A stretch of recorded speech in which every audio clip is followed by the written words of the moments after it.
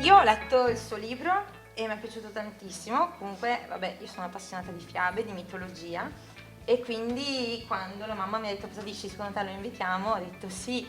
Poi ho pensato, caspita, questo argomento non è che probabilmente richiamerà fiumi di gente come magari altri, però cioè, voglio dire, la Salus Bellatrix è anche questo, no? Noi abbiamo iniziato con argomenti che poche persone conoscevano, magari tanti un po' così guardavano, e ho detto portiamo avanti questa missione. E quindi ecco qua Paolo, e lui brevemente è laureato in filosofia con una tesi in mitologia, giusto? E poi per me è anche importante perché lui insieme ad altre persone rappresentano un po', come dire, delle luci guida, cioè il fatto che si possa vivere della propria passione, cosa che ancora io non riesco a fare, però insomma sono contenta di conoscere persone che comunque continuano ad alimentare il fuoco della speranza.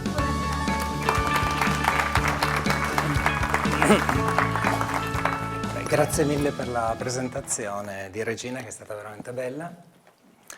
Allora, io sono venuto qui questa sera per parlarvi di fiabe, no? E voi mi direte, che cos'è una fiaba? Se io chiedessi a voi che cos'è una fiaba, sono sicuro che avrei una serie di risposte, ognuna in maniera leggermente diversa l'una dalle altre. Fondamentalmente, però, se noi andiamo a scavare, a vedere che cosa dicono tutte queste risposte, abbiamo 3 punti in comune. Una storia per bambini, a grandi linee. All'interno di questa storia ci sono che cosa? Degli elementi fantastici e poi, cosa più importante, perché nel mondo moderno non può non essere così, c'è una morale.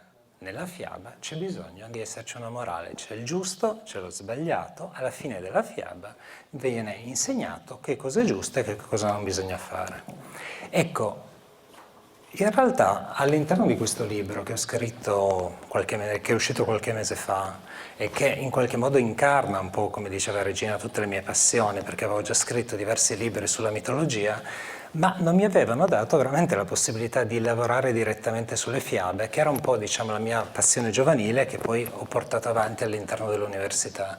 E quello che mi premeva all'interno di questo libro era innanzitutto dire che cos'era, che cosa non era una fiaba.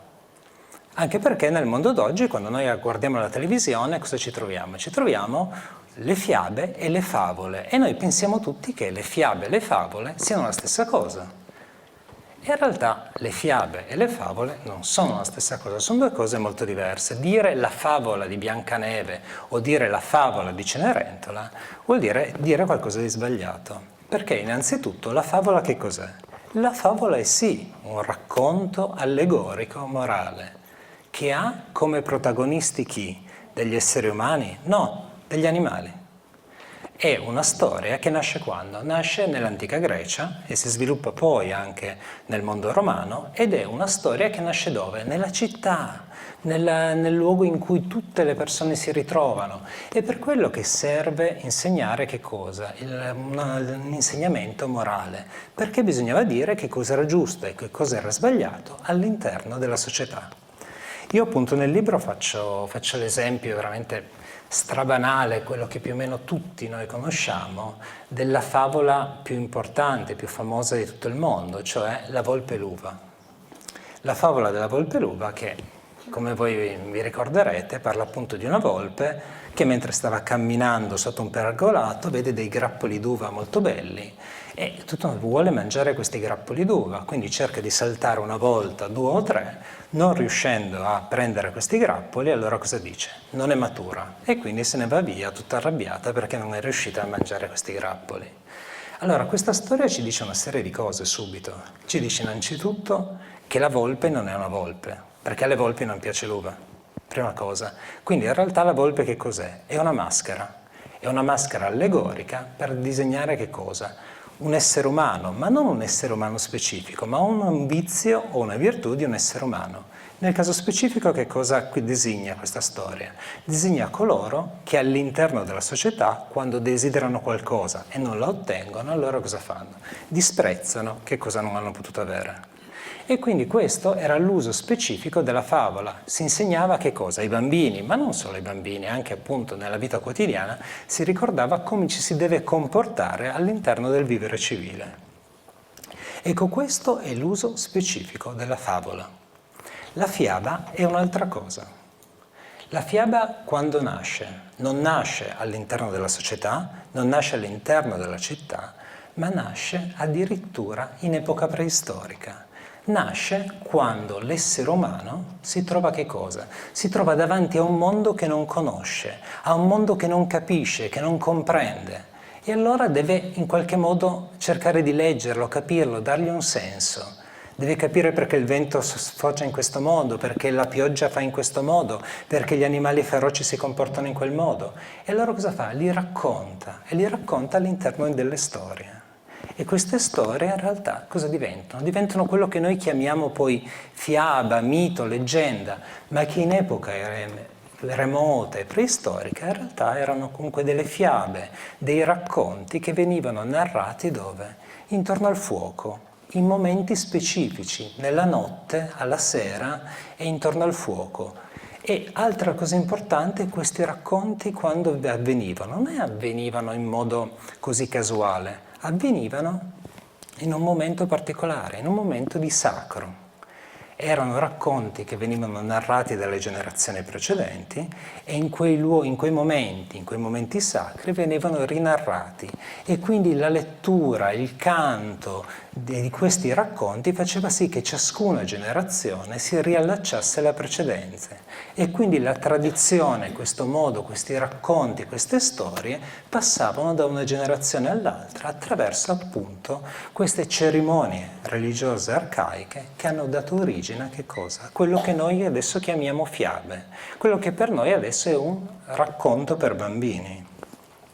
Ecco, essenzialmente se noi andiamo all'interno appunto di una enciclopedia o di un dizionario e cerchiamo come si dice, la definizione esatta di una fiaba, andiamo a vedere essenzialmente che cosa? Una storia che ha come protagonista un essere umano, una storia dove c'è l'elemento fantastico o l'elemento iniziatico, spesso c'è un viaggio, questo è un viaggio spesso iniziatico, e una storia, e in tutti ovviamente enciclopedie e dizionari vi diranno le stesse cose, sono sempre storie pagane. Sono storie che in realtà pagane, perché sono nate molti secoli prima della conversione al cristianesimo. Quindi noi abbiamo a che fare con cosa? Con storie pagane, storie originarie, storie in realtà che hanno a che fare con l'alba appunto dell'umanità. Ma queste storie poi in che modo sono finite nelle stanze dei bambini? Cioè in che modo queste storie sacre che hanno dato origine al mito, che hanno dato origine alle religioni, che hanno dato origine all'umanità e che sono parte integrante dell'essere umano, perché è il modo con cui l'essere umano si rapporta con il mondo, si rapporta con ciò che conosce. E queste storie sono finite nella stanza dei bambini in realtà in maniera graduale. Uno perché la prima grande opera appunto di censura delle fiabe è avvenuta all'interno del Medioevo, perché nel Medioevo, attraverso appunto la cristianizzazione di tutta la società, ha portato al fatto che queste storie, che erano oscure, paurose, pagane, non potevano andare bene all'interno della società, non potevano andare bene all'interno dei borghi, non potevano essere raccontate così come erano. E quindi si è iniziato a modificare, si mettevano degli elementi, dei santi all'interno delle storie, al posto di magari di dire un dio pagano si utilizzava la figura del diavolo, e quindi in realtà pian piano queste storie sono state censurate. Poi in realtà l'altra grande censura che viene fatta poi intorno dal 600 al 700, quando appunto nasce che cosa? Quello che è poi l'umanesimo e l'illuminismo, quello che noi chiamiamo il razionalismo, quello che ha dato origine a che cosa? Allo scientismo moderno, quello che adesso o una cosa è scienza oppure non è sapere. Quindi in realtà quando arriva una società che diventa iperrazionale, queste storie iniziano a perdere senso, a perdere significato all'interno della società. E quindi come mai sono sopravvissute nonostante questo? Perché ci sono stati degli scrittori che hanno detto, beh, effettivamente queste storie sono conosciute da tutti, funzionano, rielaboriamole.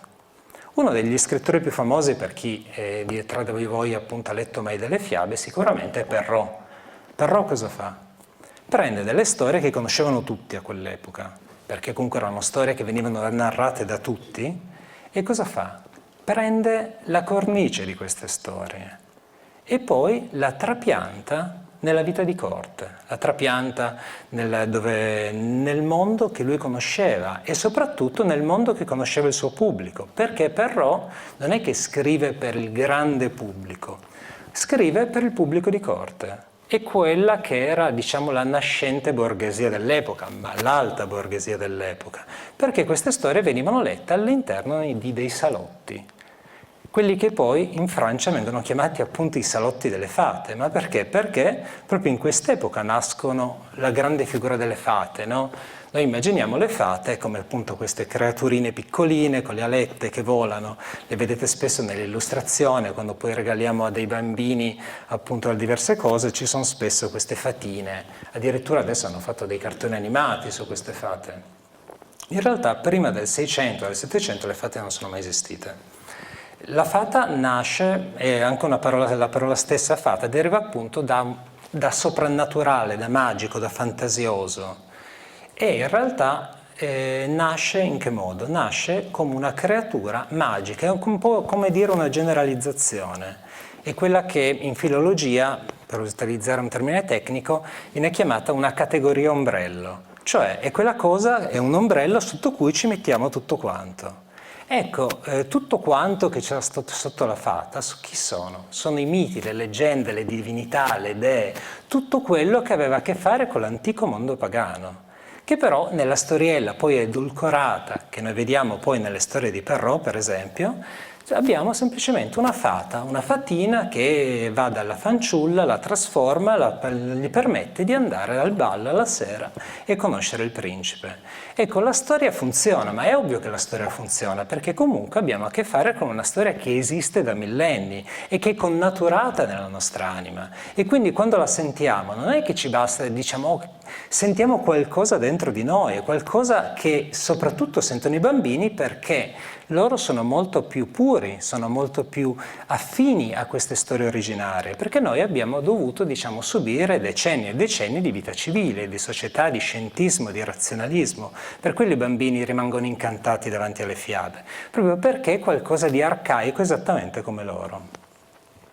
In realtà Perrault fa sì che le fiabe iniziano, Perrault e diciamo i suoi contemporanei, fa sì che le fiabe iniziano ad andare sulla carta stampata, che vengano lette, cosa che prima non era mai stato fatto. Prima venivano tramandate, quindi rielaborate continuamente, perché poi le storie nel momento in cui vengono tramandate non sono mai uguali a se stesse. È un po' non so se qualcuno di voi ha mai letto Tolkien, l'autore del Signore degli Anelli. In Italia è conosciuto soprattutto come romanziere. In realtà, se noi andiamo un pochettino più distanti dall'Italia, scopriamo che Tolkien è stato uno dei più grandi filologi del Novecento ed è stato un grande studioso delle fiabe. E lui immaginava che le fiabe fossero che cosa? Fossero un grande un calderone che continuava a bollire e che quindi mano a mano che il tempo passava, gli anni passavano, i secoli passavano, su questo calderone cadevano continuamente degli ingredienti. Ma le storie all'interno del calderone sono sempre le stesse. In realtà però poi faceva sì che i vari personaggi cambiassero nome, volto, ma la parte fondante, la radice della storia era sempre la medesima. Ecco, se tutto fosse stato finito così, se noi avessimo avuto solo autori come Perrault che avessero scritto le fiabe, in realtà molto delle fiabe originarie sarebbe andato perduto.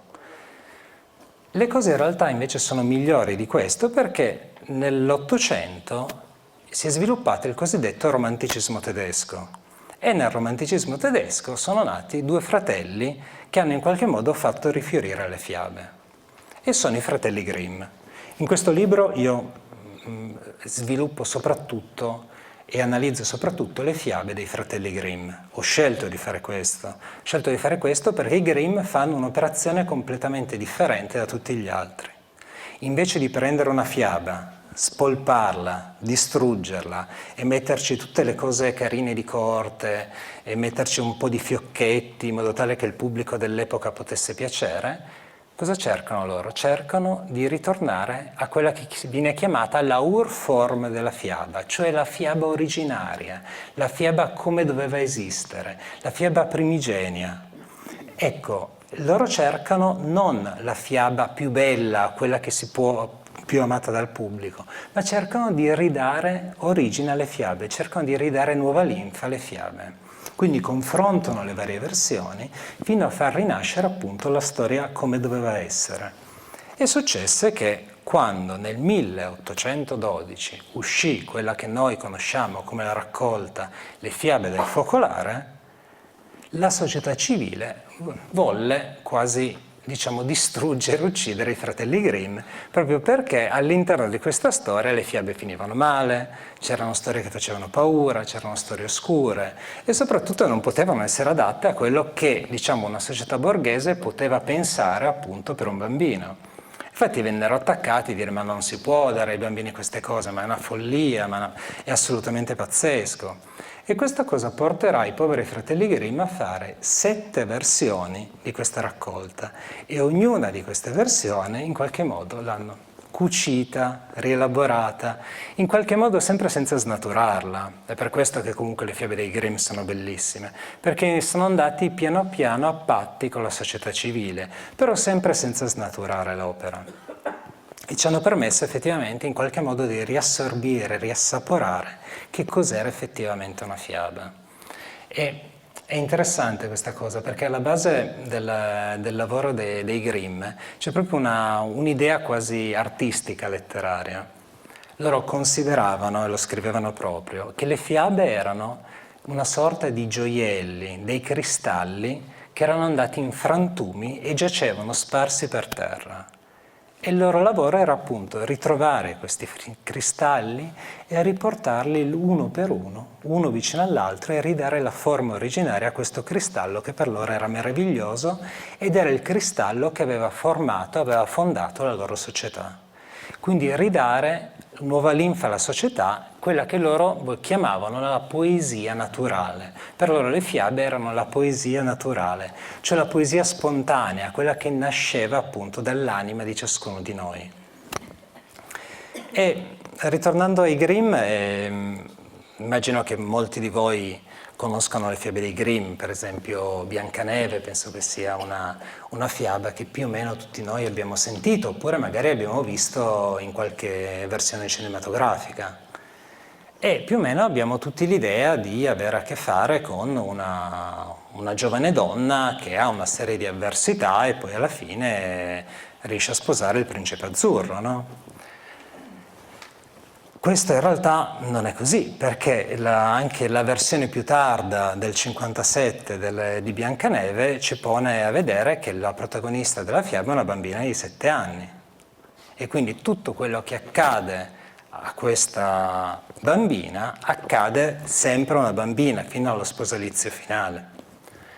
E altra cosa secondo me interessante da vedere poi nella fiaba dei Grimm e soprattutto da confrontare la versione del 57 e del 12 è che la versione del 12 non prevedeva alcuna matrigna.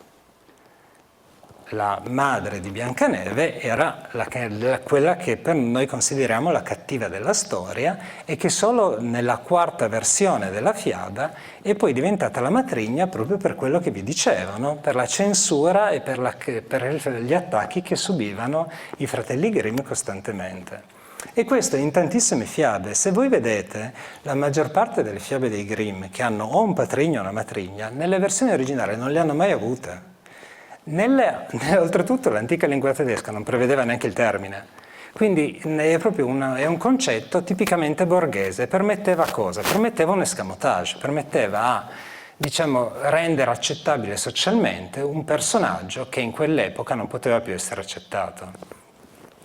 Io solitamente quando parto dall'elemento di Biancaneve, perché Biancaneve credo che più che essere una fiaba è un po' la fiaba, no? È quella che più o meno tutti noi conosciamo perfettamente, l'abbiamo vista migliaia di volte. Però già l'idea che la storia in questione parli di una madre che in qualche modo perseguita la figlia di 7 anni, in ogni caso ci pone già davanti, diciamo, un altro modello di fiaba. Beh, è interessante su questa cosa perché? Perché comunque qual è l'anima della fiaba se noi andiamo a vedere la versione del 12? L'anima della fiaba è che questa madre vuole in qualche modo la vita della figlia. E perché vuole la vita della figlia? E qui bisogna andare un pochettino più indietro, diciamo, nel tempo. Bisogna andare un po' a vedere come vivevano queste antiche società germaniche per riuscire a comprendere il motivo per cui una madre si pone a fare una cosa del genere. Ecco, nelle antiche società germaniche c'erano, diciamo, 2 figure che erano i vertici della società. Da un lato c'erano, diciamo, i capi degli eserciti, quelli che, diciamo, andavano in guerra, quelli che noi oggi chiameremo i re, no? Ma in realtà queste non erano le figure più importanti. Le figure più importanti erano i sovrani sacri, il re e la regina sacra. Il re e la regina sacra chi erano? Erano coloro che le antiche popolazioni germaniche consideravano che cosa? La divinità in terra. E queste erano appunto delle figure come, non so, molto affine al nostro Papa contemporaneo, ecco. Però diciamo in qualche modo il nostro Papa è semplicemente diciamo, il successore di Pietro, non un'effettiva divinità in terra. Diciamo che in una fase arcaica di questa società le cose erano differenti. E dato che noi avevamo a che fare con una divinità in terra, questa persona doveva essere sostituita dopo un certo numero di anni, perché si considerava che il corpo mortale non poteva contenere, diciamo, la divinità di questo individuo. Solitamente questa persona poteva rimanere diciamo, in carica per un'unità di tempo, per quello che a suo tempo era un'unità di tempo. E nel mondo germanico esistevano 2 numeri sacri. E in Biancaneve, per esempio, c'è un numero sacro che viene ripetuto in maniera quasi ossessiva, il 7. Perché? Perché in origine si credeva che il 7 fosse una pienezza, l'unità. E spesso il sovrano e appunto la regina sacra dovevano rimanere in carica 7 anni. Qui vi dirò un'altra cosa di abbastanza cruento, perché, ahimè, quando un sovrano non era più in carica, veniva sacrificato alla divinità. Veniva sacrificato alla divinità perché? Perché un nuovo sovrano doveva prendere il suo posto e non potevano esistere 2 sovrani che erano l'incarnazione della divinità. Ne moriva uno e ne rinasceva l'altro. E spesso cosa succedeva? Che appunto il nuovo sovrano potesse essere il figlio del precedente. E quindi già con questa griglia di lettura potete già immaginare alla base strutturale cosa abbiamo di questa fiaba. Abbiamo appunto una regina che ha la fine del suo percorso sacro e che successivamente deve essere sostituita e deve essere sostituita dalla nuova regina. Ma questa nuova regina cosa si trova? Si trova a essere appunto la figlia dell'antica regina quindi la regina non accetta questa cosa, non accetta di essere sostituita. E tutta la fiaba nasce da lì. Nasce dal fatto che la madre non vuole appunto cedere il trono alla figlia, non vuole morire, non vuole cedere il trono alla figlia e quindi cerca di uccidere la figlia. E cerca di uccidere la figlia con questa famosa storia del cuore, no? Avete presente il cacciatore che porta la bambina nella foresta e dovrebbe in teoria strappargli il cuore. Io non so in realtà come sia nata la storia del cuore, perché non esiste una versione di Biancaneve dove parli di cuore. Probabilmente nasce con Disney, che Disney è un po' quello che ha snaturato un po' a livello contemporaneo, diciamo, le versioni delle fiabe, ridandogli, diciamo, una nuova linfa. Perché se noi andiamo anche nella versione quella più tarda, diciamo quella più tagliuzzata da tutte le parti, si parla di fegato e polmoni della bambina.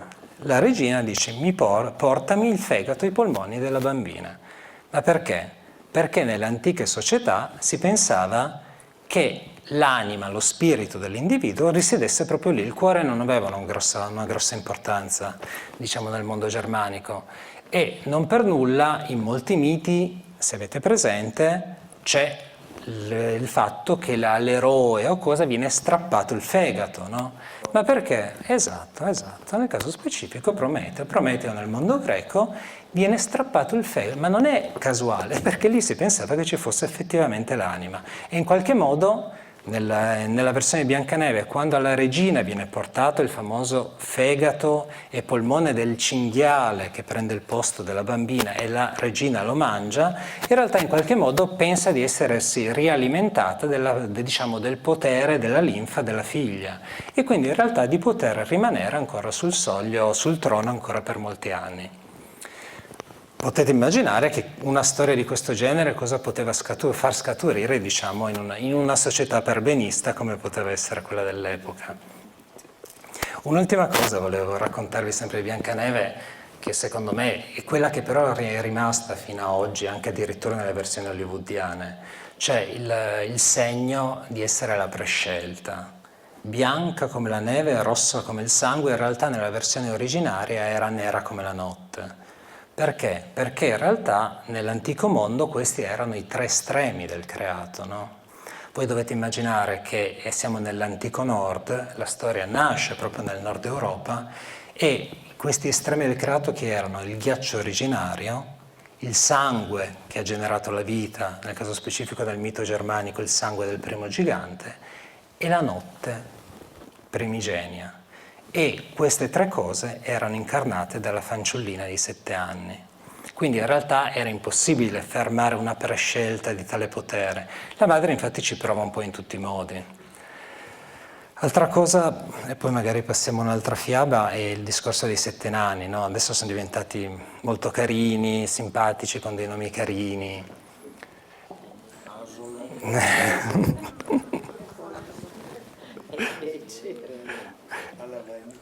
E diciamo che i nani, chi per esempio anche in questo caso ha letto o ha visto al cinema le versioni tolkieniane dei nani, in realtà si avvicinano già di più a quello che era l'antico mito germanico. In realtà dovete immaginare che nel mondo del nord non c'era il mondo dei vivi, il mondo dei morti, il mondo degli dei, no? Un po' come magari da altre parti. C'erano ben 9 mondi. Cioè la gente credeva effettivamente che esistessero 9 mondi. C'erano 3 mondi celesti dove vivevano 3 razze divine che si chiamano, suoneranno nomi strani, però sono gli Asi, i Vani e gli Elfi. Gli Asi sono la razza suprema, quella dove c'è Odino, Thor, insomma queste creature qua. Nel mondo di mezzo, il mondo mediano, la famosa terra di mezzo che adesso è diventata famosa anche al cinema, appunto ci dovevano essere gli uomini. E la terra degli uomini confinava con un mondo oscuro e pericolosissimo che era la terra dei giganti. E al di sotto, diciamo, alle radici dei monti, alle radici della terra, cosa c'era? C'erano 2 mondi oscuri, di popoli in realtà che vivevano sottoterra. Uno di questi popoli erano gli Elfi Oscuri e poi c'era il mondo dei nani. Il mondo dei nani cosa aveva di importante? Perché era quello più ricco. Perché i nani erano persino in grado in realtà di generare oro, di trasformare ogni cosa in oro. La cosa che noi tutti vogliamo in assoluto, trasformare ogni cosa in oro. Remida, no? Trasformare ogni cosa in oro. E loro avevano il potere di farlo. C'è per esempio una bellissima storia dei fratelli Grimm che parla proprio di questo, ne parlavo con Regina prima in macchina. Tremotino, non so. Trasformare ogni cosa in oro, una storia bellissima che in realtà è una storia che è veramente famosa nel nord Europa, ogni bambino la conosce, in Italia un pochettino di meno, ci piace più cose tipo Biancaneve, Cenerentola, sanno preso. Nel mondo del nord invece Tremotino è molto noto e alla base di questa storia cosa c'è? C'è una fanciulla bellissima, amata da suo padre, che la ama al punto, le vuole talmente bene che dice mia figlia riesce a filare l'oro dalla paglia, modo di dire è talmente brava a fare tutto. Però in questo caso un giorno passa di lì il sovrano, il re, E il re, in quanto tale, in quanto re, in quanto incarnazione della tradizione, non riesce a capire l'allegoria.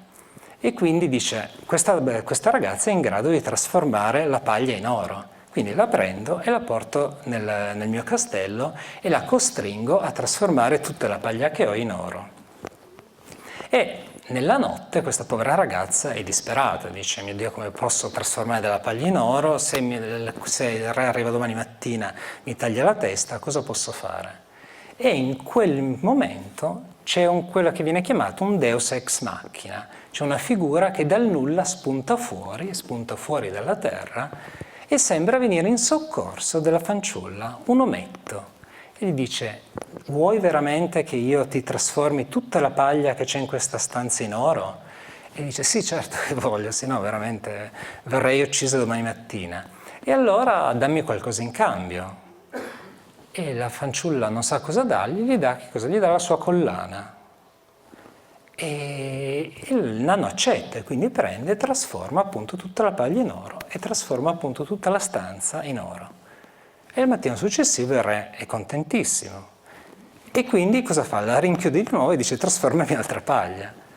E è stesso escamotage, solo che alla povera fanciulla era rimasto un solo anello e gli dà appunto l'unica cosa che gli era rimasta. Ora, notate già voi il fatto che da una parte c'è una stanza piena d'oro, dall'altra parte c'è un anello d'oro. Il nano non aveva alcun interesse a quell'anello d'oro o a quella collana d'oro, perché il nano è in grado di trasformare ogni cosa in oro. Fondamentalmente, ciò che desiderano i nani, e si scopre la terza notte, quando la fanciulla dovrà ritrasformare ancora la paglia in oro, è la vita. Sono creature che vivono sottoterra, sono creature che non hanno calore e quindi fondamentalmente vuole il primogenito della fanciulla, vuole qualcosa di vivo. Ed è esattamente, diciamo, ciò che desiderano i nani in tutte le storie ed è ciò che poi desideravano anche nella storia di Biancaneve. Fondamentalmente volevano questa fanciulla che dava vita alla loro casa, che poi loro trasformano in una specie di serva, perché poi di fatto la fanciulla all'interno della loro dimora è una serva. Però i nani, l'unico desiderio che hanno i nani è sempre quello appunto di avere qualcosa di vivo e in cambio gli danno appunto dell'oro. Ma l'oro dei nani perché il re continuava a volere altro oro? Lo continuava a volere perché l'oro dei nani è maledetto, come tutto l'oro magico, come l'oro di Remida che è maledetto. Perché è oro rosso. Nel mondo del nord l'oro rosso è un oro che in realtà esiste anche da noi, però in realtà quello era un oro naturale. Ed è un oro che nel momento in cui un mortale lo guarda non riesce a fare a meno di volerne di più, e sempre di più, e sempre di più, fin quando appunto viene schiacciato dal suo desiderio e in qualche modo si distrugge. Nel mito del nord, non so se vi viene in mente, per esempio c'è il mito di Sigfrido, del suo anello, che in qualche modo fa morire tantissime persone proprio per l'oro all'interno dell'anello, cioè l'oro maledetto. Ma ci sono tantissime storie su questa cosa. Adesso, scivolando un po' velocemente su altre due fiabe che magari potete aver conosciuto e amato, quella che secondo me è una delle più caratteristiche che ci fa un po' vedere l'antico mondo delle fiabe è sicuramente Cappuccetto Rosso. Perché in Cappuccetto Rosso noi abbiamo a che fare che cosa? Andiamo a che fare con l'antica dea del bosco. Infatti quando mi dicono no, perché in Cappuccetto Rosso non è così evidente, perché in Hansel e Gretel è molto evidente vedere questa sorta di donna del bosco, creatura del bosco. In Cappuccetto Rosso c'è solo una nonna. In realtà la storia non è esattamente così, nel senso che comunque già dalle prime righe della storia noi abbiamo una fanciulla che va nel bosco con un cappuccetto rosso, cioè a livello simbolico siamo di nuovo di fronte a un sacrificio antico, una veste rossa che ha a che fare con il sangue. E viene, se vi ricordate le prime righe della fiaba, quando va nel bosco cos'ha? Ha il pane e il vino tenuto tra le mani, nel cestino. E il pane e il vino temo che sia rimasto pari pari anche nella nostra cultura, no? che il corpo è il sangue della divinità, ma il corpo è il sangue anche di colui che vi si offre alla divinità. Quindi è una fanciulla che simbolicamente offre se stessa. Ed è sempre la madre che li spinge, no? Come esattamente in Biancaneve, troverete in Cappuccetto Rosso e poi in Hansel e Gretel, che anche lì non c'è nessuna matrigna ma c'è madre, che spinge simpaticamente i figli verso le foreste a fare questi simpatici rituali. E Cappuccetto Rosso va nel bosco e voi mi direte, beh, non ha a che fare con una dea, ha a che fare appunto con un lupo. È interessante il discorso del lupo, perché quali sono le due versioni più importanti della fiaba di Cappuccetto Rosso? Da una parte abbiamo Perrault e dall'altra parte abbiamo i Grimm. In Perrault cosa c'è? C'è la storia appunto di questo lupo che si avvicina alla fanciulla e sinceramente sembra un venditore di aspirapolveri. Dice: no, ma tu sei una fanciulla bellissima, cosa fai qua? Ma vieni a vedere i fiori che stanno più in là, ma guarda, questi fiori sono meravigliosi. E poi inizia a chiedergli una serie di particolari su dove deve andare, fin quando si fa dire che va dalla nonna, insomma è il giusto luogo di dove abita la nonna. E nei Grimm il discorso è leggermente differente. Diciamo che poi nella storia che noi tutti conosciamo, il lupo cosa fa? Va dalla nonna, la mangia e anche qui cosa fa? Non è che la sbrana, un elemento importante, il lupo non sbrana la nonna, non sbrana neanche Cappuccetto Rosso, la ingoia. Lo dicono in tutte e due le versioni, è interessante. E questo perché? Perché in ogni caso noi abbiamo a che fare anche in questo caso abbiamo a che fare con una creatura pagana, con una creatura antica. Nel caso specifico, nel mondo germanico, i lupi, i cosiddetti giganti lupi, sono le creature più pericolose e più odiate dall'antica cultura vichinga, in seconda battuta sono i nemici giurati degli dei. Se voi avete mai sentito parlare del giorno del giudizio nel mondo germanico, che viene chiamato Ragnarok, in Ragnarok ci sarà il signore degli dei, che è Odino, che verrà ucciso, ingoiato da un lupo. Quindi in realtà l'essere ingoiato da un lupo inteso in senso divino, è abbastanza comune, e i lupi nel mondo del nord cosa incarnano? Incarnano il caos delle origini, la famosa notte di cui vi parlavo prima di Biancaneve, no? E quindi in realtà è una creatura del caos, per sua natura cosa fa? Ingoia, non sbrana, ingoia. E quindi in qualche modo, infatti un altro nonsense della fiaba, si dice: vabbè, ma Cappuccetto Rosso è folle, assurdo, per quella ragione poi arriva il cacciatore, taglia la pancia, e in realtà sono ancora vivi. E sono ancora vivi perché in realtà sono semplicemente finiti nel ventre, nella notte originaria.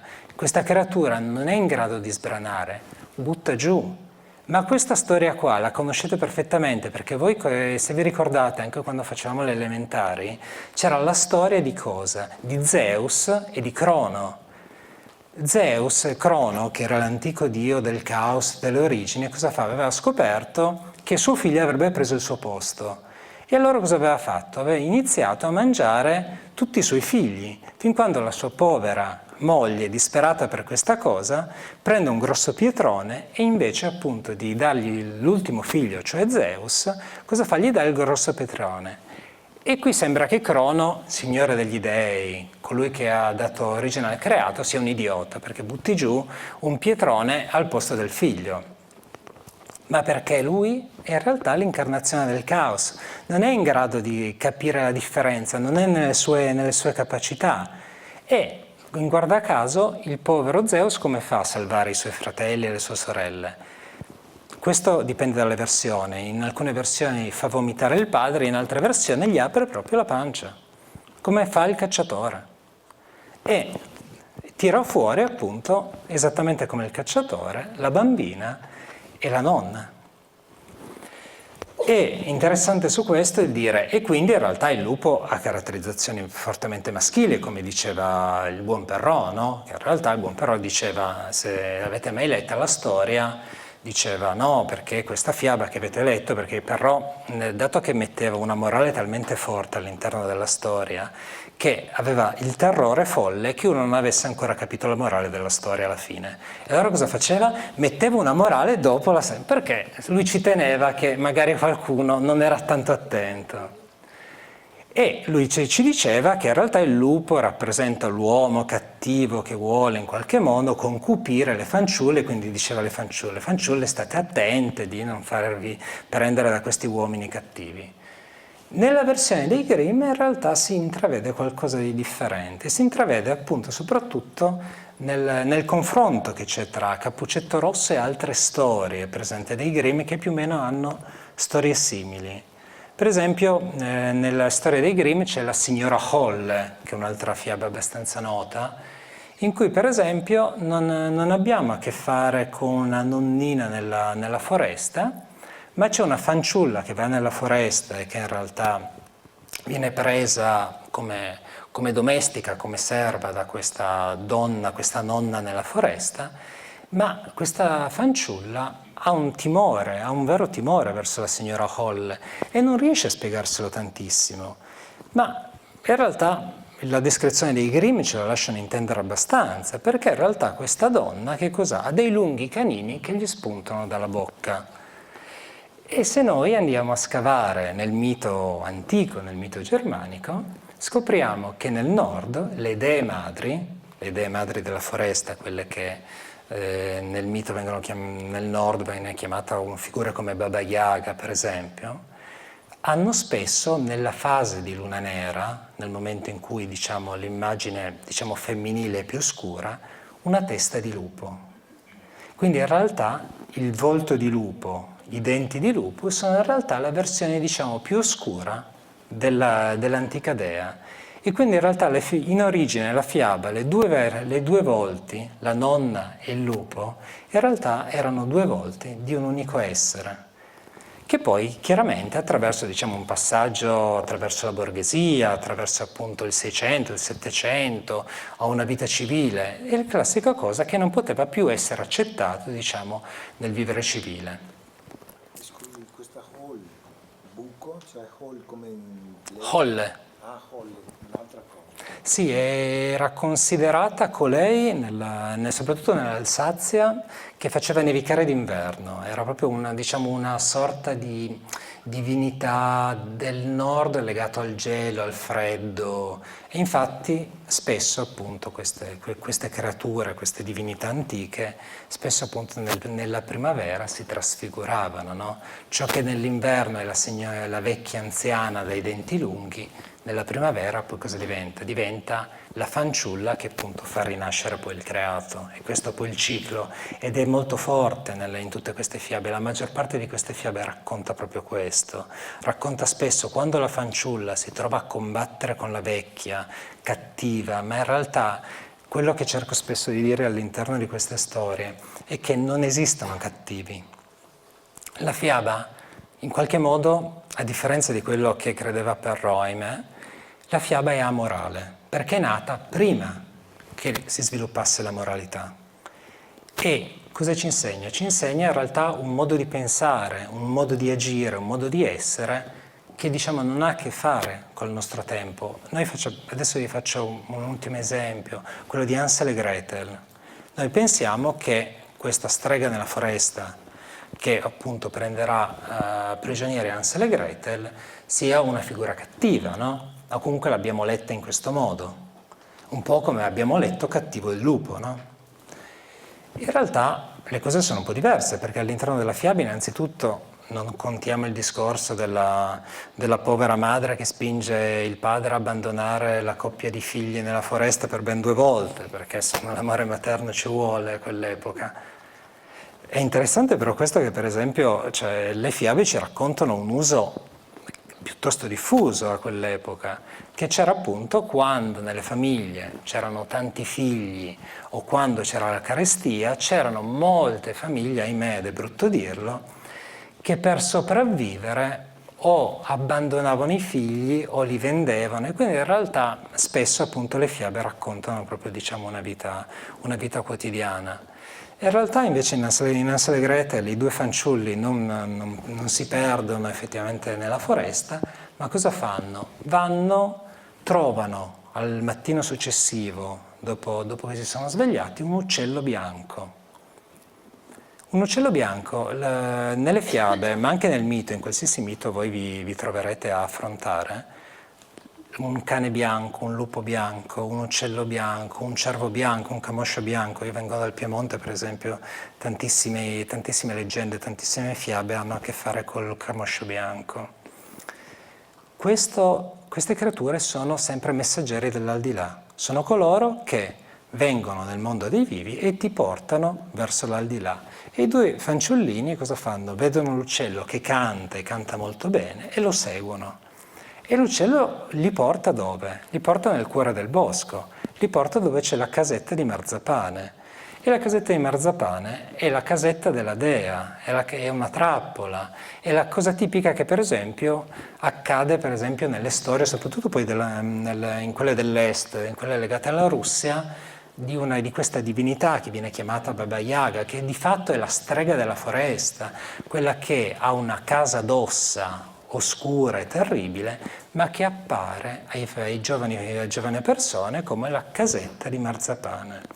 E questi bambini cosa fanno? Mangiano la casetta di Marzapane, che è la cosa che non si deve mai fare quando si va nell'aldilà, non si deve mai mangiare nulla, mai bere nulla, perché altrimenti si è condannati a vivere nell'aldilà per sempre.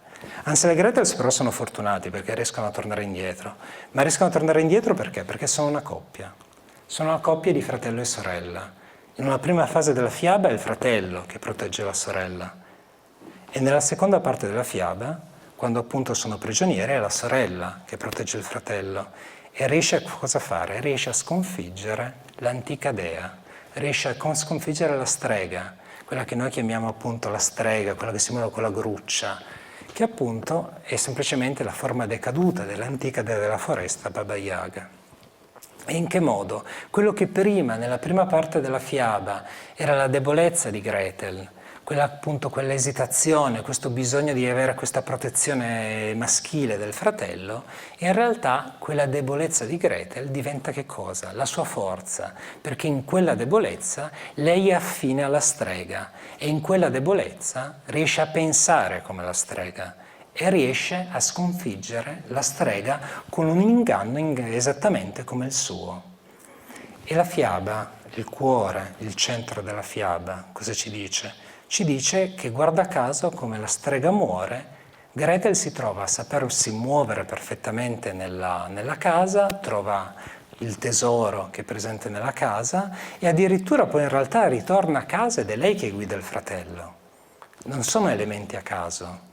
Come accennavo prima, queste storie parlano sempre, spesso anche dell'immagine allegorica delle stagioni. L'inverno che sfiorisce, che finisce e c'è la primavera, l'antica dea, strega, oscura, nel suo volto più oscuro, quella appunto in cappuccetto rosso di lupo, nel caso specifico di strega che vuole mangiare i bambini, che sfiorisce e rinasce sotto forma di Gretel. E quindi in qualche modo Gretel riesce a tornare a casa e a guidare il fratello perché lei poi in realtà è la padrona della casa, e lei è la padrona dell'aldilà e colei è la dea che rinasce appunto in primavera. Ed è questo poi il segreto, l'anima di queste antiche storie che venivano rinarrate, perché in realtà all'interno di queste storie c'è una sapienza che poi noi non ce ne rendiamo neanche conto di tutto quello che c'è all'interno, però implicitamente, diciamo, sono parte di noi, sentiamo di esserne attratti, ma in qualche modo anche se non riusciamo perfettamente a capire, a comprendere da che cosa siamo attratti, però sentiamo appunto di essere trasportati verso quella direzione. Dico ancora un'ultima cosa sulle fiabe. Per esempio è veramente un accenno appunto su Cenerentola, l'elemento appunto della scarpetta. Voi direte, sembra anche qui che abbiamo a che fare, no? Con una fiaba completamente stupida, no? C'è un principe che in realtà vorrebbe riconoscere una persona da una scarpa. Dice ci saranno migliaia di persone con quella scarpa e lui la riconosce in quel modo lì. Ma perché qui abbiamo di nuovo a che fare con Nel caso specifico, diciamo, ci sono diverse versioni di Cenerentola, ce ne sono veramente centinaia. Una delle storie più diffuse nella Terra, perché comunque, per esempio, la troviamo anche in Cina, più o meno con le stesse caratteristiche. Ma nel mondo del Nord, per esempio, dietro a questa fiaba cosa ci sta? Ci sta l'idea di piede piccolo. E nel mondo del Nord il piede piccolo spesso era una creatura dell'aldilà, era un'elfa.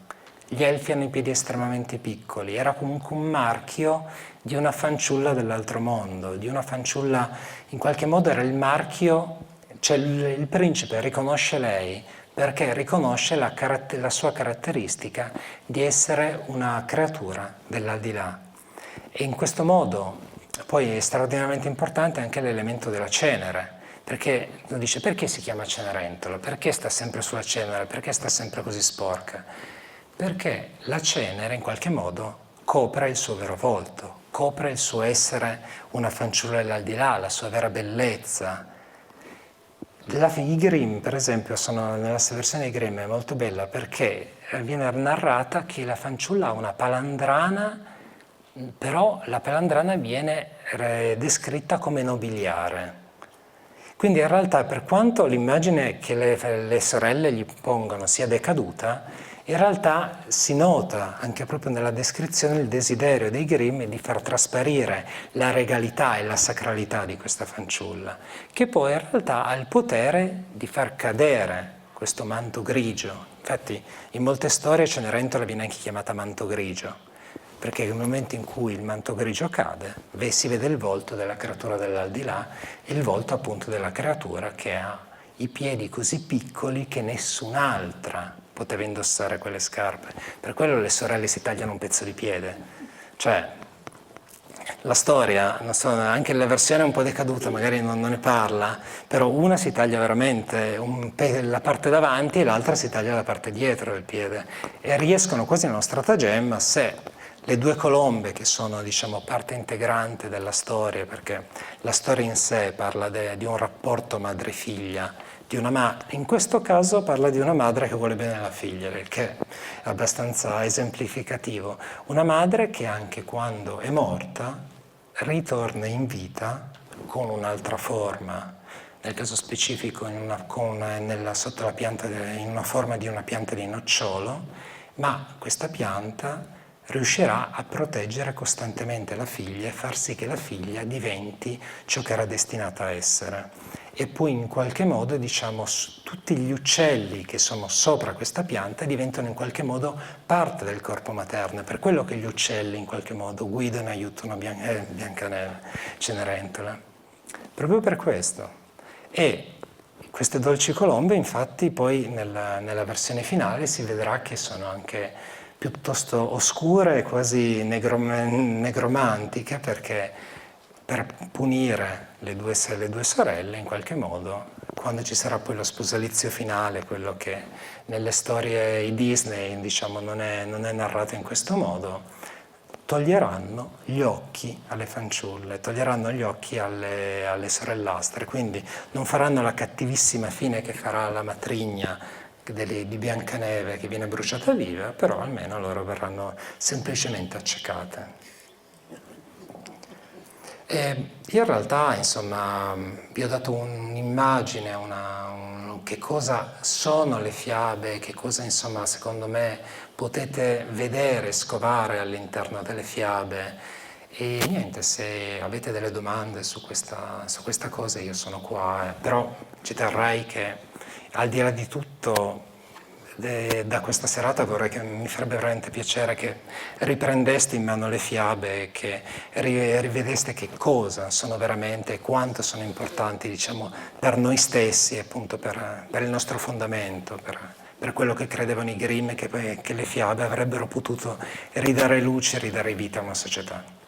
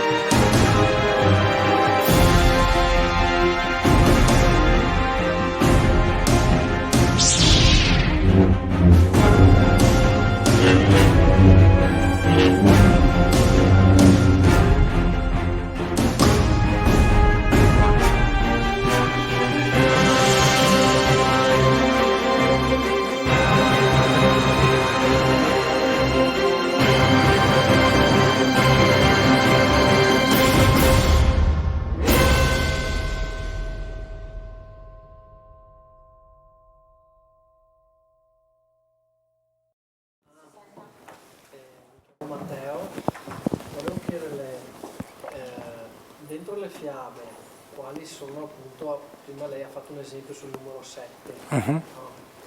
Quindi quali altri elementi esoterici ci sono, per cui possiamo azzardare l'ipotesi che in realtà non erano proprio per i bambini, ma c'erano altre finalità. Ma appunto l'idea fondamentale è che la fiaba non è nata e non si è mai sviluppata come un prodotto per l'infanzia. Nel mio libro, nel secondo capitolo, trascrivo una lettera di Jacob Grimm, che questo non ve l'avevo raccontato. Noi parliamo sempre di fratelli Grimm, no? Quasi fossero un'unica persona che si chiama Fratelli Grimm. In realtà sono due persone molto differenti. Jacob era quello più rigido, lui voleva che le fiabe fossero così e piuttosto bisognava tornare indietro piuttosto che andare avanti, mentre invece Willem voleva tutt'altro, voleva che le loro fiabe diventassero famose e che fossero lette da tutti. Aveva anche una buona mano letteraria Willem, è quello che ha fatto sì che comunque molte fiabe fossero, diciamo, apprezzate. E in questa fiaba Jacob cosa dice? Dice: la fiaba è un prodotto che veniva letto davanti alla comunità, nel momento sacro, come se fosse una cerimonia religiosa. E i bambini dovevano essere all'interno di questo cerchio, ma semplicemente perché era importante che loro sentissero, ma non sempre quello che sentivano era compreso. E infatti Jacob dice semplicemente ciò che non comprendevano, che faceva paura o cosa, l'avrebbero compreso in seguito. L'importante è che appunto che ascoltassero sia gli adulti sia i bambini. Per farti un esempio, come per esempio il 7, in Raperonzolo, un'altra fiaba che tra parentesi ne ho parlato molto qualche sera fa su una serata sulla sacralità femminile, e Raperonzolo, quando viene rinchiuso nella torre, guarda caso ha un'altra età abbastanza tipica, cioè aveva 12 anni. E nel mondo germanico, per esempio, il secondo numero sacro dopo il 7 è il 12. E guarda caso nell'antica cultura germanica non avevamo un sistema decimale, perché sono stati i romani che hanno portato il sistema decimale. In una fase arcaica della cultura germanica si aveva a che fare con un sistema duodecimale. E infatti chiunque di voi ha mai sentito parlare o ha mai letto qualcosa sulle rune sa che appunto un cerchio runico è fatto di 12 rune, che poi, diciamo, ne aumentano altri perché appunto diventa poi nel mondo anglosassone diventeranno 24 rune, però appunto è sempre un multiplo del 12. Quindi in realtà all'interno della fiaba, scusa se ti ho fatto un giro largo, però era appunto per descriverti meglio, la fiaba nasce come un prodotto per adulti, si sviluppa proprio come un prodotto per adulti che ascoltano anche i bambini, e noi possiamo veramente trovare quelli che noi potremmo chiamare elementi esoterici. Perché li chiamiamo elementi esoterici o magici? Perché poi sono stati rielaborati in chiave esoterica, magica, ma proprio perché sono un po' elementi che sono fondanti per l'essere umano. Non per nulla, se noi studiamo psicologia, guarda caso ci ritornano di nuovo le fiabe, perché quando facciamo dei sogni, guarda caso cosa facciamo? Sogniamo certi tipi, archetipi legati alle fiabe. Addirittura ci sono persone che le sognano proprio interamente le fiabe. E infatti voglio dire, due autori che ho usato tantissimo sono lo stesso Jung, ma una delle allieve di Jung, che è stata una grandissima studiosa delle fiabe, che è appunto la von Franz, che per tutta la vita ha lavorato appunto sulle fiabe, il significato e in qualche modo la fiaba può descrivere gli esseri umani, il fondamento degli esseri umani. Ecco, la fiaba ci dice tutto, può essere elaborata in chiave esoterica, in chiave magica, ma è parte integrante dell'anima delle persone, della psiche delle persone. Qualche cosa di politico nelle fiabe? Ma diciamo, per esempio, il lavoro dei Grimm nasce in qualche modo con una tendenza politica, proprio perché parliamo politica in senso letterale, non in senso, diciamo, moderno. non nel senso moderno del termine, cioè una rinascita dell'essere umano, una rinascita della società, far sì che appunto la società che è decaduta dallo scientismo, dai costumi che erano comunque decaduti a causa della borghesia, in qualche modo fosse riportata nella sua vera essenza, no? Infatti i Grimm spesso fanno l'esempio tra una comunità rurale di campagna e la comunità cittadina, dove nella comunità cittadina in realtà le persone iniziavano già a non credere più a nulla. Mentre invece diciamo nella comunità rurale, dove loro vanno a scavare appunto le fiabe, era ancora presente un certo tipo di valore antico, di valore arcaico. Ecco, in realtà, secondo me, la fiaba in qualche modo si può leggere in senso politico, ma nel senso politico che l'hanno pensata i Grimm, cioè l'idea appunto come un fondamento in cui far rinascere la società.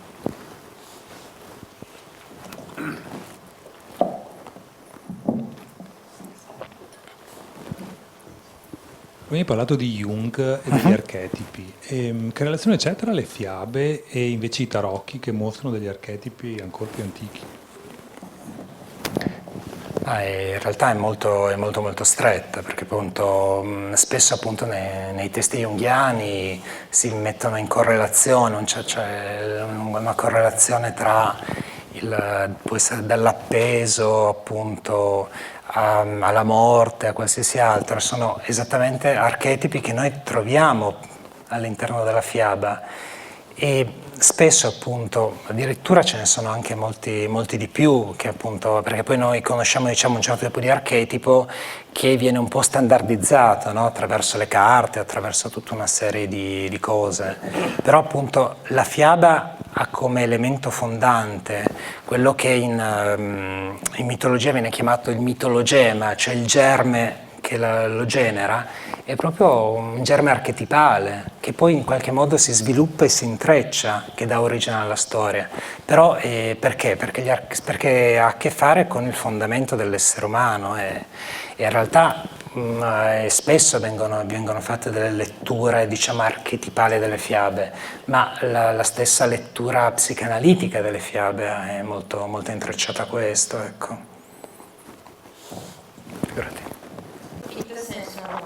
Volevo chiederti se potevi raccontare dei 3 tentativi per uccidere Biancaneve, perché quella era una parte che mi era piaciuta molto. L'ho anche raccontata spesso durante la mostra quest'inverno e suscita sempre molte... Gli specchi, visto che partiamo dalla mela e tutto, gli specchi nelle fiabe, e poi un'altra cosa.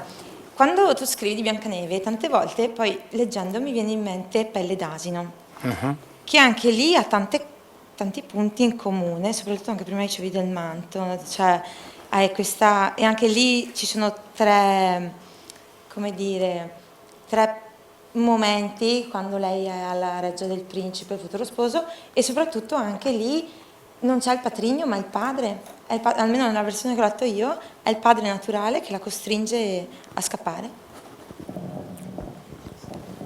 Allora sì, per essere diciamo veloce, in realtà Biancaneve non muore cioè, come nelle versioni cinematografiche, come mangia la mela, ecco, in realtà ci sono una serie di tentativi. La mela perché uccide Biancaneve? Uccide Biancaneve perché in realtà è il doppio di Biancaneve. Cosa vuol dire? Che noi abbiamo a che fare con una fanciulla dell'aldilà, bianca come la neve, rossa come il sangue, nero come la notte. La mela ha le stesse caratteristiche, anche se nell'ultima versione cadrà e perderà diciamo l'elemento del nero, però anche la mela è bianca come la neve, rossa come il sangue e avrà la parte interna nera come la notte.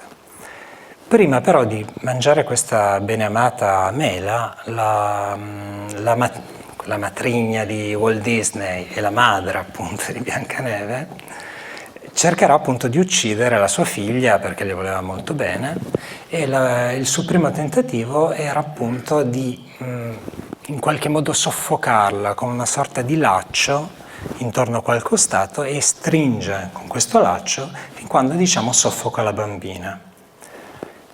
Però come sapete, Biancaneve ha la protezione dei nani e in questo caso è uno dei rari casi dove i nani hanno una funzione positiva. E i nani, oltre a essere delle creature in grado di trasformare ogni cosa in oro, possono anche in qualche modo avere un potere sulla vita e quindi in realtà riescono a riportare in vita la fanciulla, che i nani quando parlano della fanciulla è veramente interessante perché le parlano sempre come una gemma. Non per nulla poi quando muore dove la mettono? La mettono in una bara di cristallo. Quindi per i nani Biancaneve è proprio un gioiello che loro si vogliono tenere in camera e quindi gli dà proprio fastidio che questa bambina muoia. Quindi riescono a sciogliere questo laccio e la bambina riesce a tornare in vita. Ovviamente la regina non è particolarmente contenta di questa cosa e quindi cosa farà? Attraverso appunto la sua magia farà un pettinino ricoperto di veleno. Questo pettine, quando lo dà ovviamente col solito gioco che avete visto tante volte anche a livello cinematografico, lo dà alla povera bambina, che in qualche modo è molto simile poi a Cappuccetto Rosso in base alla modalità con cui si rapporta all'adulto, perché in realtà cade sempre preda appunto degli inganni degli adulti, perché è una bambina molto piccola. Infatti nella versione Disney dice sta ragazza è proprio scema, perché? Ma perché era appunto una fanciulla nella versione Disney. Ovviamente nel momento in cui noi abbiamo a che fare con una bambina di 7 anni capite anche il senso degli inganni materni acquista anche proprio un altro significato.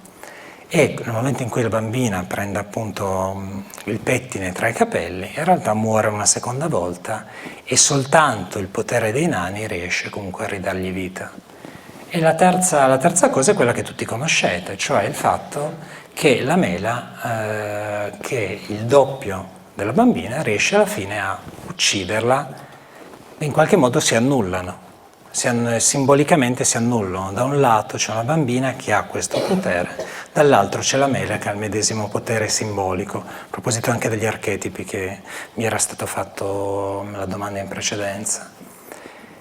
E qui c'è, penso, un altro elemento che può interessare Regina, che penso che avrà raccontato sicuramente, il fatto che la bambina viene portata su questa simpatica bara di cristallo perché così tutte la potessero ammirare, quando di lì passa un principe, non azzurro, non ci stanno principi azzurri nel freddo nord dove la gente è dura e cattiva. E il principe vede questa bambina dentro la bara e la vuole comprare. E qui diciamo nella versione più conosciuta appunto i nani vedono l'amore improvviso del principe, allora gli lasciano la bara con la bambina. In altre versioni ci doveva essere un po' come in diversi miti il prezzo quando c'è un caduto e bisogna comprare un caduto molto importante, spesso il corpo di un reale lo si paga in oro. Spesso questo è il prezzo. In ogni caso, nella versione più conosciuta gli danno la bara e voi mi direte qua c'è il famoso bacio. Già, non voglio entrare nello specifico, il bacio ci sarebbe dovuto essere tra un uomo e una bambina, però in ogni caso questa bara viene portata dai servi del principe fin quando cade. Cadendo, il pezzo di mela che è nella gola della bambina viene sputata fuori e quindi la bambina ritorna in vita. Questo è il modo con cui Biancaneve rinasce ed è un po' diciamo Allora non se la sposa se è una bambina. temo di sì invece che la sposi. Da stasera in poi dobbiamo ancora raccontare ste fiabe ai nostri figli, perché veramente io una volta ho fatto la brava mamma, le ho lette, no? E mi è capitato la piccola fiammiferaia. A metà l'ho chiusa e gli ho detto figlio mio dimenticatelo, mai più. Allora mi spieghi se è possibile, allora come possono interpretare sti ragazzini, perché anch'io come madre, cioè alcune fiabe non le capivo, e come invece i bambini assimilano tutto questo. Grazie.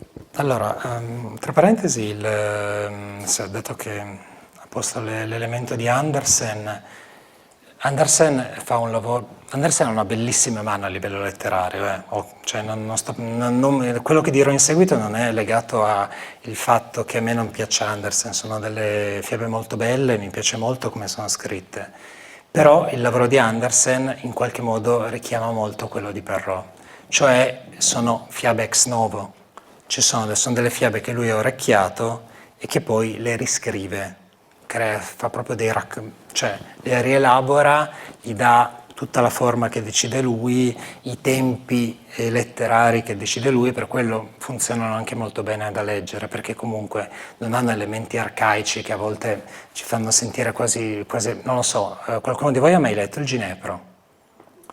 Meno male.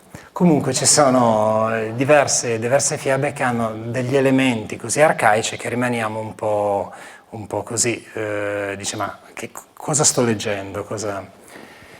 Riguardo all'infanzia, che è una domanda che mi viene spesso posta, io sinceramente sono molto legato. Allora, io posso capire il genitore che mi dice non voglio leggere la versione del 12 dei Fratelli Grimm perché ha un palato moderno, sono veramente, alcune sono molto truci. Secondo me già quelle del 57, che poi sono le storie del Fiabe del Focolare, che secondo me l'edizione migliore è quella dell'Einaudi, se poi mi interessa, una traduzione secondo me molto, molto fedele del testo.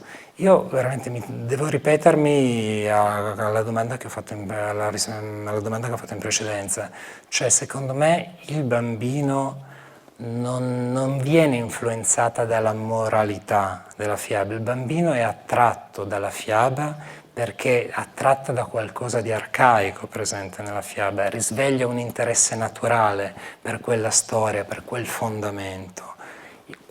Tanto la parte che a noi dà fastidio, spesso il bambino non la comprende, magari la sente 20 volte, poi quando avrà 15 anni assorbe e capisce che cosa aveva letto, che cosa aveva sentito, ma di fatto diciamo la fiaba attrae il bambino e sinceramente non è che possa colpire o dare fastidio, in realtà dà quella sensazione. Allora la fiaba quando nasce dovrebbe dare una sensazione, viene descritta spesso anche dagli autori quasi come un fascinans e un tremendum, c'è un fascino verso questa storia ma contemporaneamente un retrogusto di paura, di tremendo, un po' come la fanciulla che va dalla signora Holle, che in qualche modo va da questa signora che è una simpatica vecchietta, però fondamentalmente se la guarda bene vede che spuntano fuori i denti da lupo dalla bocca.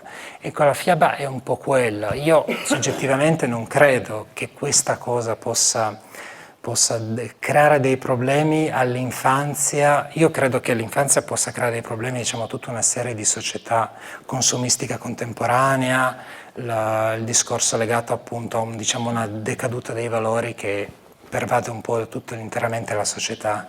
Secondo me l'arcaicità poi in qualche modo si può anche alleggerire, una madre può raccontare una fiaba alleggerendo alcuni punti, dandogli un po' una sua versione.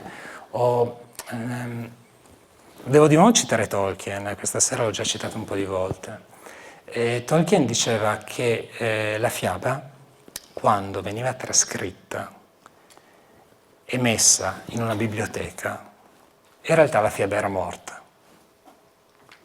La fiaba messa in uno scrigno, messo in un posto chiuso, non ha senso di esistere, perché poi semplicemente cosa succede? Succede che arrivano dei filologi, degli studiosi, che la prendono, la sezionano, dicono no, questo qui non parte come un lavoro che vi ho fatto io questa sera, però in realtà il vero uso della fiaba non c'è più, mentre invece la fiaba per essere viva deve essere riraccontata continuamente. E l'anima della fiaba è essere riraccontata. È un po' come, cioè la fiaba è come immaginate un po' il discorso delle onde del mare, deve essere raccontata magari in modo diverso, se uno preferisce magari alleggerendolo, però riraccontata in base proprio anche alla propria anima, al proprio spunto, al proprio modo di essere. però deve essere riraccontata, ritornare alla dimensione del racconto, alla dimensione della radice. Secondo me questo non può fare danni. Più che una domanda, volevo quasi aver conferma, se ho capito bene, che questi archetipi, cioè quello che è all'inizio e funge poi da modello, vengono raccontati, raccontati ancora, ma che dovrebbe creare preoccupazione soprattutto sugli adulti più che sul bambino, visto che il bambino non ha ancora quella parte, chiamiamola sinistra, del cervello, che non può accettare per esempio certe scene anche truci, no? In queste fiabe, mentre invece il bambino le accetta semplicemente perché le ha dentro e non le ha falsificate come invece le abbiamo noi.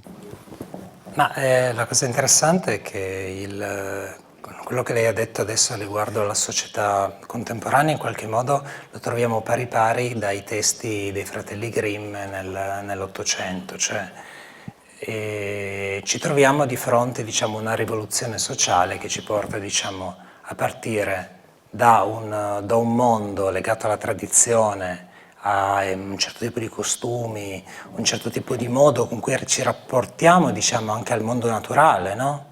In qualche modo non vedendolo come un oggetto, ma in qualche modo vedendolo appunto come quasi un essere senziente, no?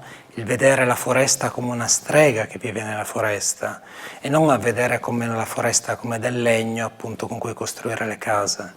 Ecco, questo è un punto, diciamo, lo sbarramento è quello che, diciamo, ha portato, diciamo, un certo tipo di società scientista borghese che ha portato, diciamo, ovviamente sì, sul discorso poi dei programmi scolastici so anch'io che, diciamo, è stato molto alleggerito, diciamo, il carico didattico legato alle materie umanistiche, soprattutto, diciamo, nelle elementari e medie è stato alleggerito di molto. Io soggettivamente posso dire che non sono d'accordo, però al di là di questo non posso dire altro.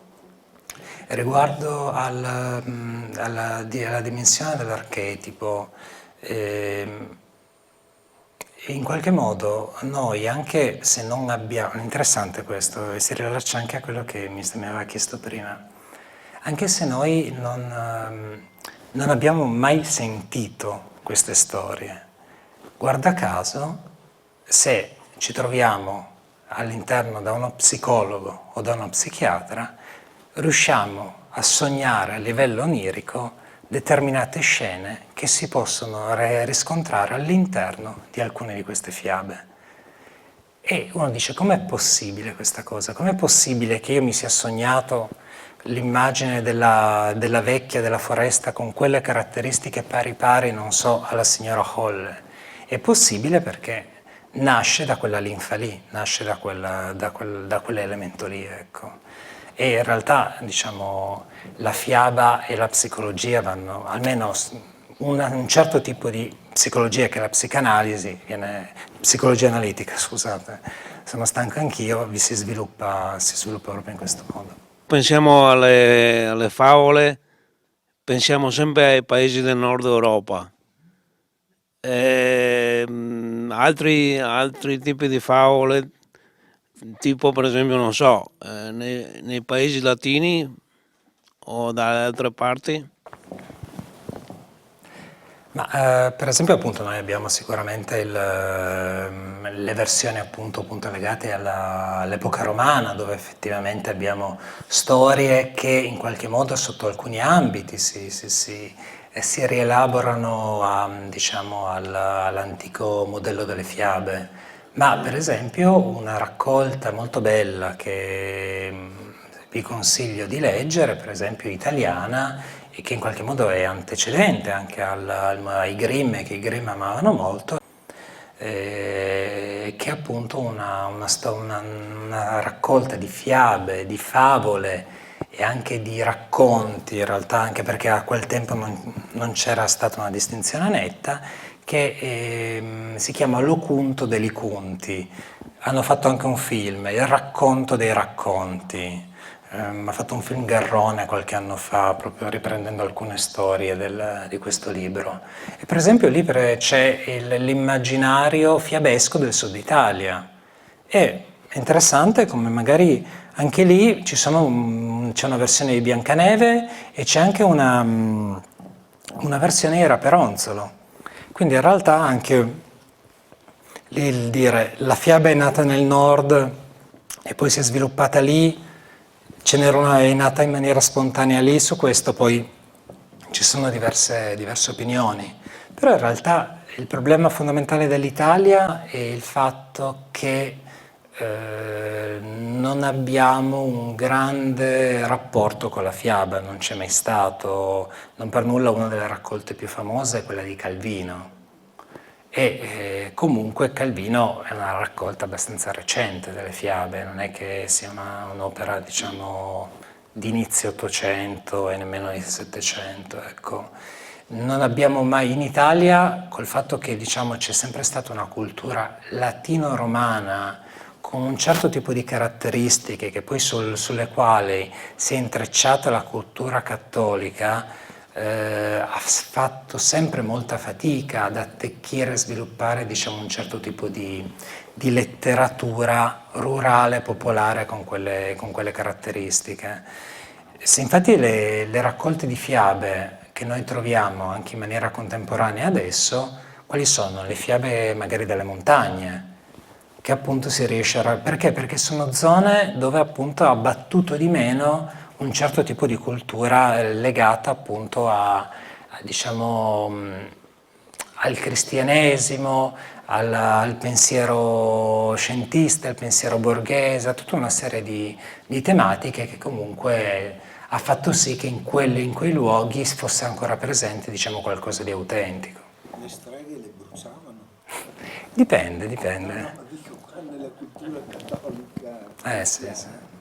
Facevano Per esempio, nella Mille e una Notte, a parte il fatto che è molto interessante in ogni caso da leggere, comunque un bel testo, di nuovo abbiamo sicuramente un'operazione simile a quella di Perrault, perché comunque non so se avete presente diciamo, la beltà di queste corti, a volte c'è una pagina intera di descrizioni, mi ricordo appunto nella famosa storia, quella che è diventata poi di Aladino e la lampada. Quando Aladino entra in questa caverna, ci sono quasi mezza pagina di descrizione dei gioielli, dei tesori. E tu dici, vabbè, ho capito, però appunto questo qui però era proprio il gusto dell'epoca, il gusto diciamo sfarzoso dell'epoca e che quindi si cercava un punto di andare a in qualche modo accarezzare. Però al di là di questo ci ha permesso per esempio di avere delle storie insomma rielaborate in una salsa diciamo più contemporanea, però legate all'antico mito di quelle terre, no? E anche perché appunto nel mondo islamico, per esempio, quello che viene chiamato mondo islamico, mondo arabo, un po' come che è una parola che dice tutto e non dice niente, c'è stato comunque un po' come nel mondo cristiano una censura molto forte, una cesura anche molto forte tra la cultura pagana prima della conversione e diciamo e quella successiva, per esempio il discorso dei geni, i jinn, no? Infatti poi che vengono addirittura rielaborati appunto dalla nostra cultura come dei demoni autentici, no? In realtà appunto erano parte dell'antica religione pagana. Poi il Corano parla proprio dei geni, quindi non è che poi è stato proprio falciato, è stato comunque rielaborata l'antica religione, diciamo con nuove caratteristiche, però non li troviamo spesso all'interno come si dice, delle fiabe. E soprattutto di tutta quella zona. Guardate, vi faccio un aneddoto. Una delle prime cose che quando ho finito l'università, una delle prime cose in cui mi sono imbattuto lavorando, come si dice, all'interno dell'università, era appunto fare un articolo su una scoperta che è accaduta in Turchia, che penso molti di voi avranno sentito, che è il sito archeologico di Göbekli Tepe. Göbekli Tepe che è appunto questo sito straordinario perché comunque anche se non viene accettata questa cosa, in realtà nel momento in cui abbiamo un sito di 12.000 anni fa con quelle caratteristiche, dovremmo in qualche modo, diciamo, ripensare alcuna dimensione della storia e poter pensare che magari c'erano delle società un pochettino più sviluppate anche in epoche decisamente antecedenti. Ma quello che mi interessava dirvi è che Göbekli Tepe, sapete dove è stata scoperta? È stata scoperta su un posto che si chiama la collina con la pancia. Cioè, infatti Göbekli Tepe tradotto vuol dire collina con la pancia. E su questa collina c'era un albero che tutti consideravano magico e dove tutti portavano delle offerte. E portavano delle offerte dove si pensava che sotto quell'albero, un po' come nel discorso di Cenerentola, che è dell'albero magico, ecco, sotto quell'albero si pensava che vivesse un gin. E quindi portavano delle offerte al gin per avere appunto qualcosa in cambio.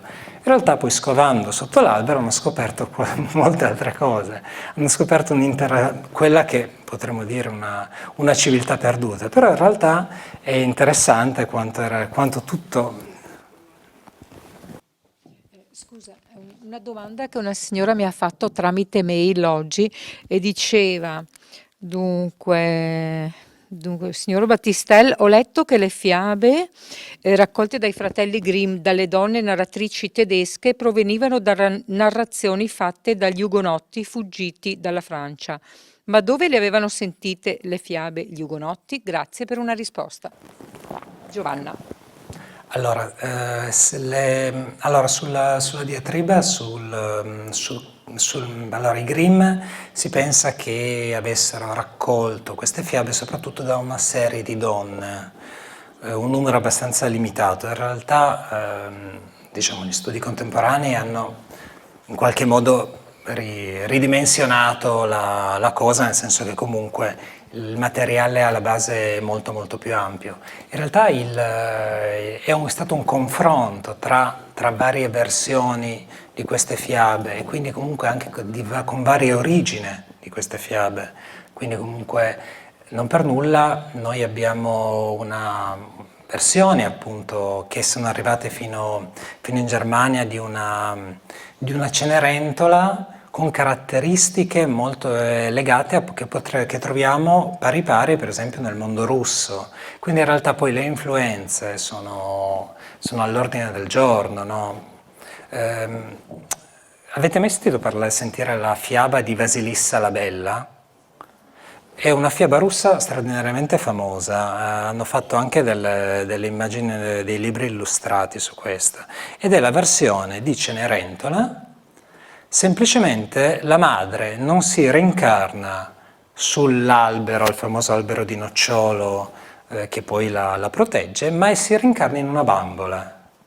E questa bambola diventa una bambola magica con la quale lei riesce, diciamo, a fare cose molto simili alla versione di Cenerentola dei Grimm. Le fiabe sono questo, nel senso che tutto viene rielaborato, secondo me poi il nucleo fondante è lo stesso, perché il nucleo fondante è quello che abbiamo tutti e due noi dentro. Opla. Allora, un commento su Barba Blu. E la seconda cosa è sulle fiabe cinesi, tipo Scimmiotto, Viaggio in Oriente, se lo conosci. Allora, Barba Blu per esempio era presente nella prima versione dei Grimm e poi è stata censurata. È stata censurata perché i Grimm avevano capito che era una fiaba di origine francese. E infatti noi possiamo trovare, oltre il discorso di Perrault, possiamo trovarlo soltanto in raccolte legate appunto alla Francia. Il discorso della barba blu o dei capelli blu è di nuovo un altro elemento legato al rapporto tra il mortale e l'aldilà. Legata al rapporto appunto in qualche modo è la caratterizzazione che queste povere fanciulle che facevano una fine abbastanza triste si trovavano a avere a che fare con una creatura dell'aldilà, probabilmente un sovrano dell'aldilà che comunque le sacrificava con qualche modalità. Adesso insomma poi bisognerebbe lavorare in maniera specifica perché ce n'è più di una versione della storia. È molto bella, se vi interessa, anche una versione di Barbablù nelle fiabe norvegesi, che si chiama Il fidanzato della foresta. E nel fidanzato della foresta si ricalca di nuovo il discorso di Barbablù, ma c'è anche il corteggiamento, cioè quindi un giovane Barbablù che incanta la fanciulla per poi portarla nella foresta, però si salva in questo caso. Uno dei rari casi in cui c'è un lieto fine. Riguardo al discorso dello scimmiotto dorato e di tutta la mitologia cinese, bisognerebbe entrare nello specifico sul mito cinese. Ecco, sicuramente nel caso specifico qui abbiamo a che fare più che proprio su una fiaba, su un'autentica divinità con un certo tipo di caratteristiche. Ecco.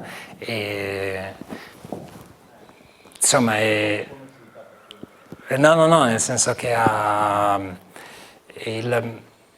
per esempio mi piace molto anche le leggende orientali, perché in qualche modo spesso, addirittura anche in epoche abbastanza contemporanee, riescono a mantenere, per quanto siano civiltà contemporanee alla nostra, comunque un radicamento molto forte con la cultura delle origini. Se noi per esempio andiamo in Giappone, adesso se posso fare un salto dalla Cina al Giappone, adesso mi uccideranno per questa cosa, ma non volevo accorpare le due culture. Però in realtà, per esempio, se noi andiamo per esempio in una religione come lo Shintoismo, e nello Shintoismo in qualche modo è una religione legata alla terra, legata a una serie di spiriti, una sorta di geni, che appunto in qualche modo vivrebbero all'interno di un ruscello, all'interno di una collina, all'interno di un albero, di una foresta. Quindi in realtà è quasi pazzesco che nell'epoca moderna, contemporanea, una religione possa mantenere ancora questo tipo di caratteristiche. E anche questo ne parlavo prima con Regina. Per esempio, se a uno interessa il discorso Shinto, sono bellissimi da vedere i film di Miyazaki. I film di Miyazaki dove l'elemento Shinto è ancora straordinariamente importante e forte. A qualunque età. A qualunque età. Tipo, sullo Shinto, su questo ha anche una modalità, è molto bello perché il cattivo spesso della storia, quello che appare come cattivo, in qualche modo, e ne parlavamo prima con Regina, nel momento perché a un certo punto della storia sembra buono, sembra diventare quasi un amico, un compagno della protagonista, perché in realtà Miyazaki ti spiega la sua funzione sacra, ti spiega perché quel cattivo lì si era comportato così, perché la strega della foresta si era comportata così, e in qualche modo comprendendo l'antica cultura, in qualche modo l'antica cultura non è più tua nemica, ecco. Spesso appunto ha questo valore abbastanza importante il suo lavoro. Se le modifiche alle fiabe cinematografiche apportate da Walt Disney sono state un po' marginali o se in certi casi hanno proprio stravolto anche un po' il significato autentico della fiaba, è una sua considerazione così in generale su Walt Disney in generale, insomma. Ecco. Sì, in realtà è una parte importante del mio testo l'elemento di Disney. Sì, diciamo che la fiaba è riuscita a sopravvivere alla censura del cristianesimo, è riuscita a sopravvivere, diciamo, alla rielaborazione della borghesia e dell'illuminismo, però è stata devastata e distrutta da Walt Disney, cioè proprio non è venuta fuori dalla rielaborazione di Disney. Ma anche perché comunque l'elemento poi cardine di Disney è il fatto di aver creato un cattivo stupido. Cioè la matrigna esiste semplicemente in funzione di Biancaneve ed è semplicemente vuole fare del male a Biancaneve e poi ottusa, stupida, non ha significato il suo agire, che è esattamente l'opposto rispetto a quello della fiaba. La fiaba autentica invece ti spiega, no? Ti va un po' come nel discorso di Miyazaki, ti va a dire che cos'era, perché quella matrigna si comporta in questo modo. Disney in realtà in qualche modo soprattutto ha banalizzato la donna intesa come donna antica e in realtà non comprendendo, o comunque a livello poi cinematografico, preferendo non cercare di andare a comprendere la donna antica con quella funzione, ma semplicemente banalizzandola e facendola diventare l'alter ego della protagonista. Lo possiamo vedere in tutte le fiabe Disney, in tutti, da Raperonzolo. Raperonzolo penso sia l'opera peggiore che ha mai fatto, però ce ne sono veramente altre che possono avvicinarsi a questa. E su Disney la maggior parte degli studiosi delle fiabe contemporanei in qualche modo si muovono contro questo lavoro. Poi non vuol dire che non guardate le fiabe Disney, è un'opera di intrattenimento importante, però semplicemente magari pensate al fatto che la fiaba e un film TV della Disney sono due cose diverse. Eccomi qua, buonasera. Mi incuriosiva un po' così, per essere una donna, una mamma che legge le storie, capire come mai o il legame che c'è tra tutte queste bambine, queste donne che vengono rappresentate nelle storie. Ci sono anche tanti bambini, però diciamo che la fase della donna rientra sempre in questo. Ho percepito poi in un piccolo spazio che lei ha detto di una serata che ha fatto, e che si capiva che c'era qualcosa, e mi incuriosiva per qualche parola che può dire, perché capisco che è un tema ampio, insomma. Sì, l'elemento femminile nelle fiabe è straordinariamente forte, in qualche modo è più forte dell'elemento maschile. Anche perché si ha a che fare, diciamo, con una cultura delle origini, una cultura originaria, e in qualche modo si ha a che fare quasi, in maniera palpabile all'interno della fiaba, quasi con un matriarcato originario. E spesso appunto la dea all'interno di queste storie non sempre appare nella sua forma positiva, ma spesso la dea nella sua forma positiva magari è la stessa protagonista che si trova a fronteggiare poi la dea nella sua forma negativa. Però in realtà noi abbiamo spesso questo tipo di cultura e l'elemento maschile spesso è un'aggiunta successiva, come per esempio l'aggiunta del lupo, il lupo nelle vesti di un borghese, di un venditore che arriva dalla bambina e cerca di propinargli una serie di cose. Esatto. E comunque l'elemento maschile è da un lato minore, nell'altro lato a volte spesso slegato, perché è stato pacioccato molto di più. Per esempio la mia fiaba preferita, lo dico a pagina 2 di questo libro, è Hansel e Gretel. Hansel e Gretel perché per esempio qui l'elemento maschile e femminile è perfettamente combaciante e funziona proprio uno in base all'altro. Infatti appunto la prima parte ha un predominare maschile, la seconda femminile, ma la fiaba non avrebbe potuto finire in quel modo lì se non ci fossero stati gli due elementi combacianti. Poi di nuovo qua andrei a toccare un altro tema che fa venire poi i brividi alla gente, però il tema dell'incesto delle origini, cioè appunto l'idea che nelle società antiche, matriarcali, soprattutto la società germanica, spesso la coppia di regnanti sacri era spesso appunto legata da un legame di sangue, proprio perché si immaginava a livello simbolico, a livello sacro, che l'unione di queste due persone in qualche modo potesse riproporre l'unione dell'uovo cosmico, l'unione dell'uovo originario, e quindi comunque in questo senso ha queste caratteristiche sacre. Però appunto bisognerebbe fare una conferenza solo sul discorso dell'elemento femminile, però per esempio in Raperonzolo è straordinariamente forte